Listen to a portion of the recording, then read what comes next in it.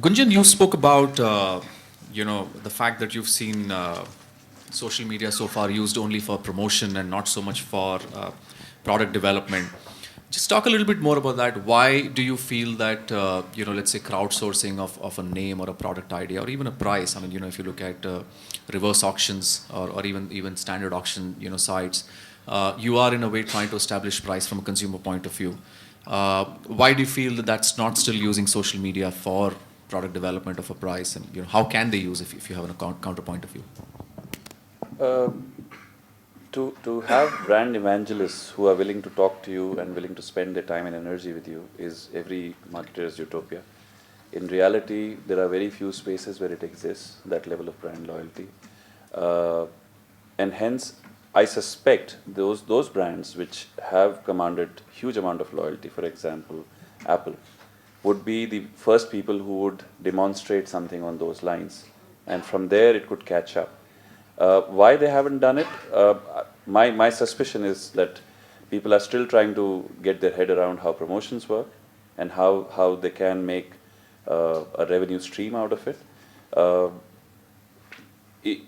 I'll give you an example of how we can, we have been looking at talking to customers, which is non-promotional, is transactional, but gets them to talk to us. There are websites like mouthshut.com, complaintsboard.com. Every brand has customer mentions there, negative mentions. There was a point in time when we used to get about one complaint in every 2 days being posted on one of these platforms. We were not doing anything about it. We picked it up and started responding to it. The moment we started responding to it, in a month from that, the number of complaints being posted have reduced to less than 1 in 3 months. And it beats all sorts of logic. If you're responding, then people would find, oh, this is a great place to get customer service. Let's go there and talk to these guys. But our understanding of what has happened there is that people want to talk about your brand, sometimes negatively, sometimes positively.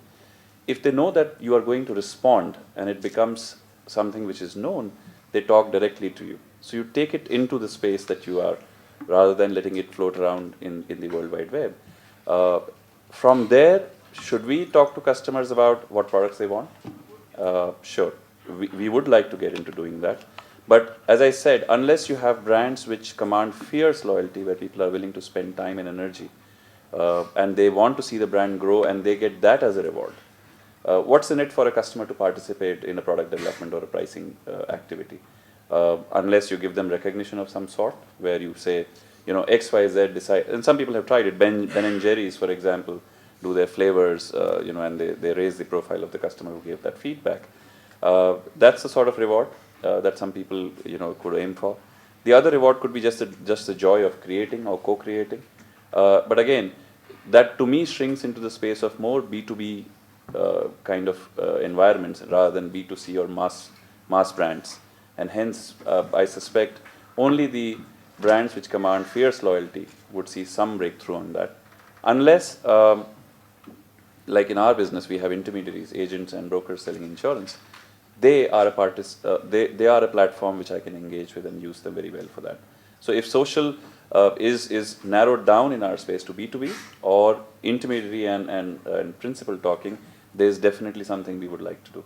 But end consumers, unless I am a brand which commands fierce loyalty and I'm there in the customer's life 24/7, I don't think it would really work.